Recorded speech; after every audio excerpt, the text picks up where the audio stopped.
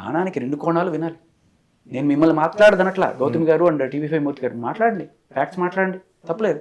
అవతల వాళ్ళని కూడా మాట్లాడినివ్వండి. వాళ్ళు మాట్లాడితే కేసులు పెడతాం, పోలీస్ స్టేషన్లో కూర్చోబెడతాం, లేకపోతే మీడియాలో వాళ్ళని ఇంకా బ్లాక్మెయిల్ కూడా చేస్తాం, నీ వీడియోలో బయట పెడతాం అని చెప్పి అమ్మాయిల్ని బెదిరించడం కరెక్ట్ కాదు కదా. వినండి, 2 పక్కల వినండి.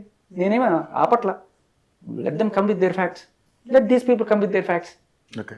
సో మరి ఇప్పుడు ధర్మ కూడా బయటకు వచ్చారు కాబట్టి మహేష్, సో ఇంకా ఫర్దర్గా ఏం జరుగుతుంది ఏంటనేది మనం చూద్దాం. సో మొత్తానికైతే ఇదంతా ఫుల్లీ ట్రాప్ అంటారు సార్. ఎందుకు డబ్బులు ఇప్పుడు కేసులు ఎందుకు పెడతారు సార్? అంతే. 90% భరణం కోసమో లేకపోతే ఎంతో సెటిల్మెంట్ చేసుకోవడం కోసమే ఈ కేసులు అన్ని కూడా అక్కడే ఆగిపోతాయి. ఇప్పుడు రాష్ట్రంలో అంత అవసరం ఉంది, భర్తే కదా హ్యాపీగా జీవితం తీసుకు. మంచి మాట అడిగారు. ఇప్పుడు కలిసి ఉంటే మొత్తం ఆయన 200 కోట్లు కూడా ఏదో 10 కోట్లే ఉందండి సార్. 200 కోట్లు కాకపోతే 100 కోట్లు వాళ్ళ అక్క ఉంది కాబట్టి వాళ్ళ అక్కకి 100 కోట్లు పోయి 100 కోట్లు వస్తాయి కదా. అదే కదా. అంటే ఇక్కడ నాకు ఇంకొక డౌట్ కూడా వస్తుంది. చాలా మంచి మాట అడిగారు.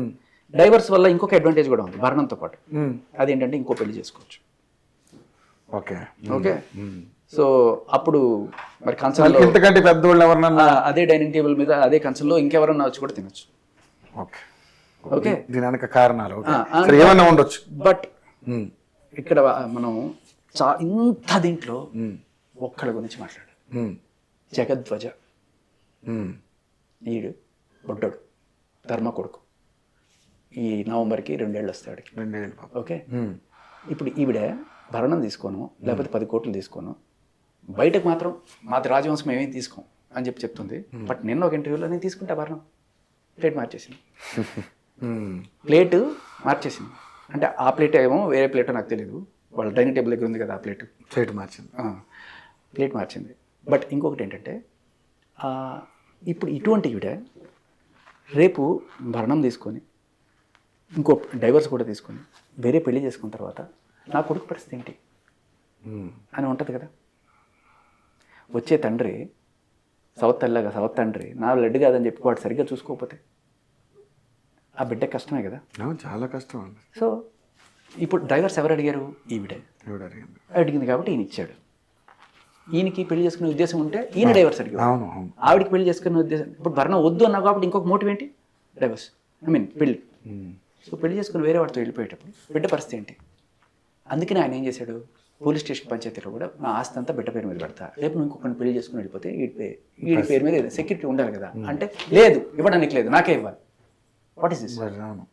రూల్స్ కూడా ఉంటాయి కదా దానికి కూడా. మరి ఎవరికైనా డౌట్ వస్తుంది కదా. ఇప్పుడు వాళ్ళు చెప్తున్నది ఏంటంటే, మూర్తి గారి మాటల్లో నేను విన్నది ఏంటంటే, గృహహింస చేశాడు, అది చేశాడు, ఇది చేశాడు, ఇన్ని చేశాడు కాబట్టి వాళ్ళని మీరు వెనకేసుకొస్తున్నారు. ఇవన్నీ కాదండి. ఆయన చెప్పిన మాటల్లో గృహహింసకి వీటికి ఏ రకమైన సాక్ష్యాలు లేవు. వాళ్ళ దగ్గర ఉన్న సాక్ష్యాలు ఒకటే, ఈయన వేరే అమ్మాయిలతో తిరిగాడు. ఓకే. అది కూడా ఏదో నడిచింది చూపించి, 1 గంట చూపించి అది చేసింది తప్ప జెన్యున్ సాక్ష్యాలు ఎక్కడ కనిపించట్లేదు. సో బట్ ఈయన కూడా చూపించాడు కదా. అదే ఇంట్లో ఈయన ఇంట్లో ఆవిడ ఉందంటే ఈవిడ ఇంట్లో ఈయన ఉన్నాడు కదా. ఎవరైతే సాక్షాత్తు టీవీ ముందు కూర్చున్న ఆయనే ఇంట్లో ఉన్నాడంటే ఇంకెవరికైనా ఏమనిపిస్తుంది?